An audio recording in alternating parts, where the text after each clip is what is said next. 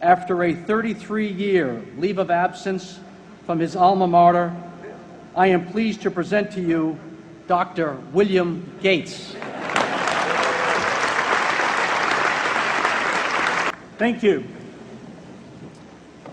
President Bach, former President Rudenstein, incoming President Faust, members of the Harvard Corporation and the Board of Overseers, members of the faculty, parents, and especially the graduates.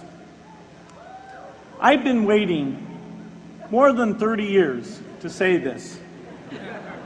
Dad, I always told you I'd come back and get my degree.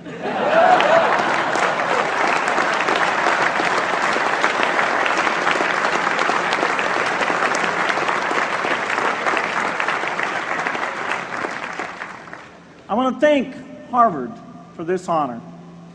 I'll be changing my job next year, and it will be nice to finally have a college degree on my resume.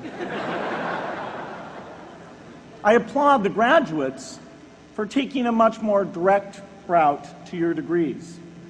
For my part, I'm just happy that the Crimson called me Harvard's most successful dropout. I guess that makes me valedictorian of my own special class. I did the best of everyone who failed. But I also want to be recognized as the guy who got Steve Ballmer to drop out of business school.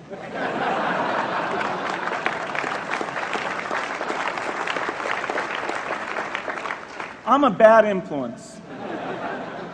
That's why I was invited to speak at your graduation. If I'd spoken at your orientation, fewer of you might be here today.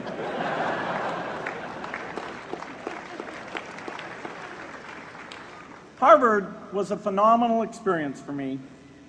Academic life was fascinating. I used to sit in on lots of classes that I hadn't even signed up for. And dorm life was terrific. I lived up at Radcliffe in Currier House. There were always a lot of people in my dorm room late at night discussing things because everyone knew that I didn't worry about getting up in the morning. That's how I came to be the leader of the antisocial group. We clung to each other as a way of validating our rejection of all those social people. Radcliffe was a great place to live. There were more women up there, and most of the guys were math science types. The combination offered me the best odds, if you know what I mean. That's where I learned the sad lesson that improving your odds doesn't guarantee success. One of my biggest memories of Harvard came in January 1975, when I made a call from Currier House to a company in Albuquerque, New Mexico, that had begun making the world's first personal computer. I offered to sell them software.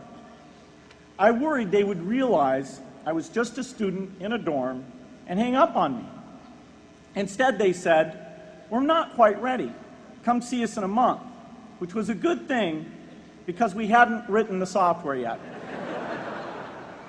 From that moment, I worked day and night on the extra credit project that marked the end of my college education and the beginning of a remarkable journey with Microsoft.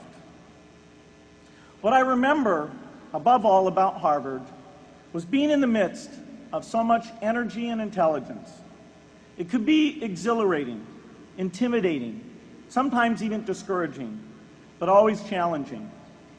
It was an amazing privilege, and though I left early, I was transformed by my years at Harvard, the friendships I made, and the ideas I worked on. But taking a serious look back, I do have one big regret.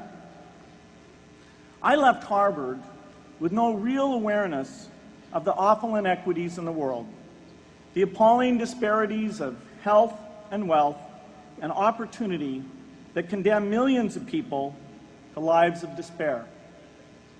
I learned a lot here at Harvard about new ideas in economics and politics. I got great exposure to the advances being made in the sciences. But humanity's greatest advances are not in its discoveries, but in how those discoveries are applied to reduce inequity.